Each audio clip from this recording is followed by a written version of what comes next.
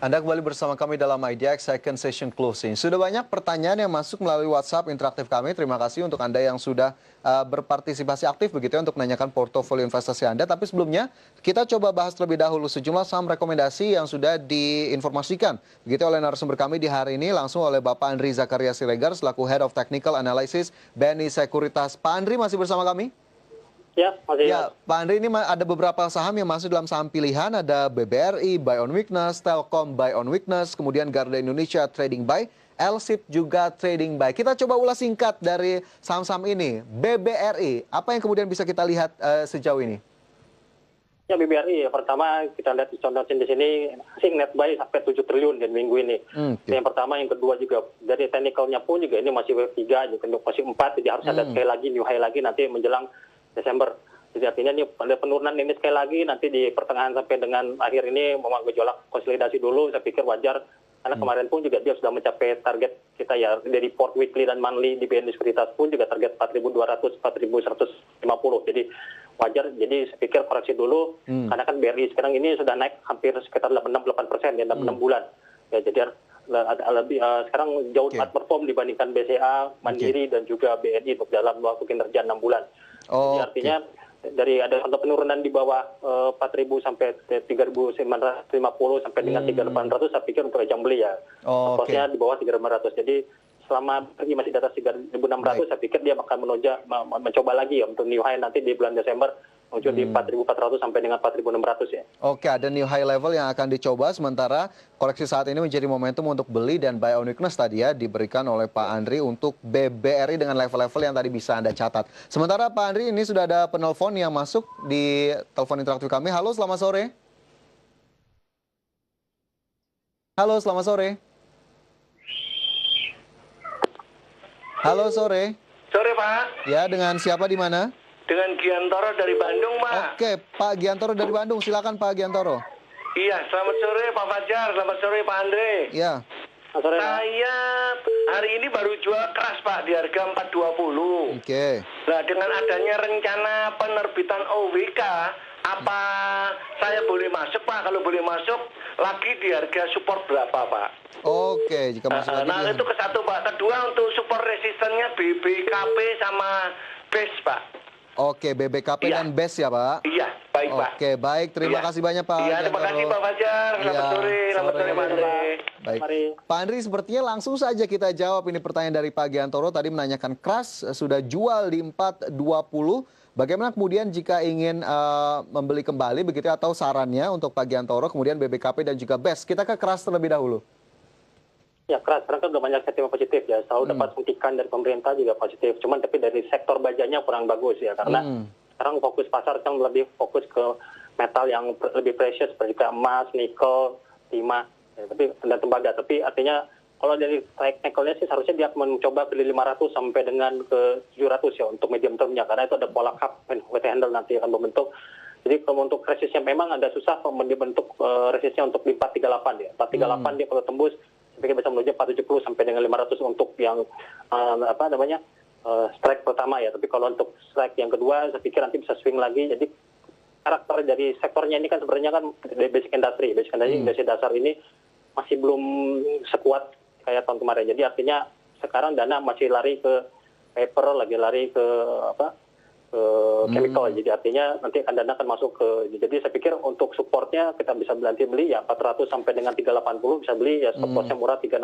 Jadi potensinya cuma stop lossnya cuma 20-30 rupiah, rewardnya bisa sampai 100 sampai dengan 200 rupiah. Oke, jadi 400 hingga 380 tadi support, stop loss di 360, tapi potensinya untuk medium term 500 hingga 700 ya Pak Andri ya? Ya, untuk medium term tahun 2021 itu ya. Oke, itu untuk keras begitu ya. Semoga Pak Giantoro tadi bisa mencatatnya untuk kemudian menjadi strategi. Dan selanjutnya yang ditanyakan juga support dan resisten untuk Bank Bukopin atau BBKP dan juga BES ini Bekasi Fajar.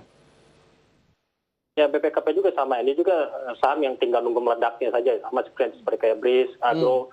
Ya, cuma untuk short term ini emang kurang bagus. Dia emang di sini juga distribusinya masih cukup kuat. Jadi dia butuh minimal kalau di sini 1 sampai 2 bulan ya untuk dia bisa konsolidasi untuk tembus di atas 320 nanti dia menuju sampai di atas 400. Jadi artinya pola-pola yang terjadi ini emang sekarang ini emang BBPKP ini ada pola kapitulasi, jadi artinya ini market lagi akumulasi. Jadi kapitulasi ketika turun dari harga 700-an sampai ke 100-an, jadi saya pikir ya bisa cicil beli antara 260-an sampai dengan 240, stop lossnya 220, di sini targetnya 300 sampai dengan 400 untuk medium term ya. Jadi kalau untuk short term kita lihatnya 274 sampai dengan 300.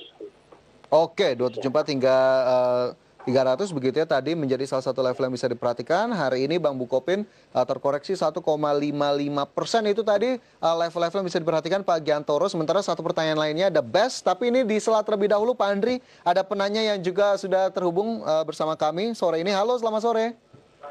Selamat sore, mau nanya saham. Ya, silakan Pak. Selamat sore Pak. Dari mana Pak? Selamat sore Pak Bambang dari Bandung. Oke, Pak Bambang Bandung, silakan. Selamat sore Pak dari Bambang Bandung. Ya. Mau nanya Bank BRI dan Bank BNI mau membeli di level berapa? Dan analisa support resistennya bagaimana?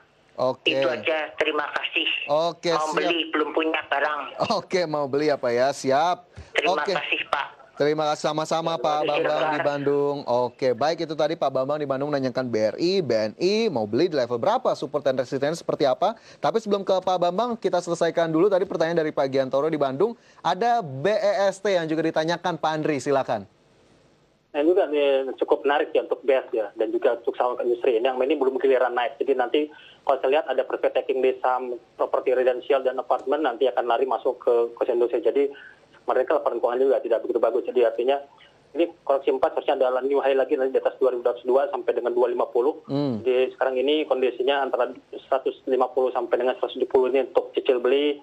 Stop loss-nya 130, targetnya masih 202 sampai dengan 250. Jadi artinya nanti mungkin di akhir Desember ya mungkin akan mengajar ketinggalan di saham-saham residential. Karena di residential kan kalau lihat kemarin CTRA, SMRA dan juga SSIA ya, juga itu udah naik lebih dari 80% ya dalam 6 bulan ini. Jadi biasa saya pikir yang baru return yang baru 30% 6 bulan ya saya pikir bisa mengejar ketinggalan nanti di akhir tahun ini.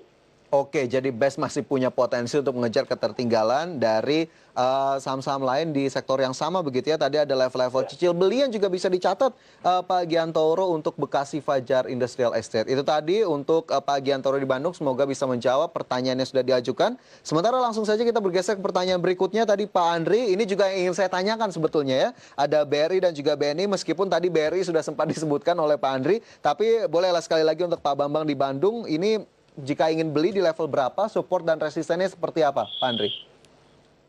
Ya kondisi sekarang ini kan ada overbought, lebih bagus kita mainnya cicil beli ya. Jadi cicil beli misalnya 3950, 30%, ada 3800, 3700, 50% lagi. Jadi total kita dapat lebih dari 50%. Jadi kalau kita bikin amandemen risikonya. Jadi artinya BRI itu saya selalu suka dengan BRI. Kenapa? Karena kita beli BRI kita dapat bonusnya BRIS dan juga Agro, yang anak usahanya. Jadi sekali pukul bisa dapat 3 cuan ya. Jadi artinya kalau kita masih mengharapkan untuk BRI, returnnya pun jauh lebih tinggi dibandingkan BNI ya. Jadi ya meskipun kita kerja di BNI, tapi kita teknikal tetap masih lagging ya, karena dia masih ada tekanan paling kuat, masih supply areanya BNI di area masih 5.400 sampai dengan 5.600 ya. Dan terbukti sekarang juga turun sampai 5.300. Jadi artinya kalau untuk medium term sih kita lihat masih ada antara di 6.058 sampai dengan 6.300 ya. Polanya sama seperti kayak Astra Internasional seperti baru-baru ini ya, polanya sama. Jadi artinya kalau medium term, jadi kalau ada penurunan di bawah di antara range antara 5.000 sampai dengan 5.200 ya maksimal paling resikonya paling di 4.800 saya pikir bisa untuk cicil beli ya, karena kalau kita lihat kan window dressing itu kan selalu menguntungkan untuk saham-saham BUMN terutama perbankan dalam 5 tahun terakhir di Desember nih. Jadi artinya BRI, BNI ya juga Mandiri juga kalau ada penurunan di bulan November ini emang ajang untuk kita akumulasi beli ya, cicil beli untuk bisa panennya nanti di bulan Desember atau akhir Desember ini. Oke, tadi ada cicil beli begitu yang disarankan. Sementara tadi jika di head to head kan BRI dan BNI sepertinya memang Pak Andri lebih condong ke BBRI karena ini juga masuk menjadi salah satu saham pilihannya dengan rekomendasi buy on weakness. Itu tadi Pak Bambang jawaban langsung dari Pak Andri, semoga bisa menjadi acuan juga begitu Anda, meskipun memang keputusan investasi tetap kami kembalikan kepada Anda. Pak Andri, masih ada segmen berikutnya, kita nanti akan bergabung kembali untuk menjawab pertanyaan-pertanyaan lain. Dan pemirsa, jam beracak di tempat Anda, kami segera kembali usai jeda.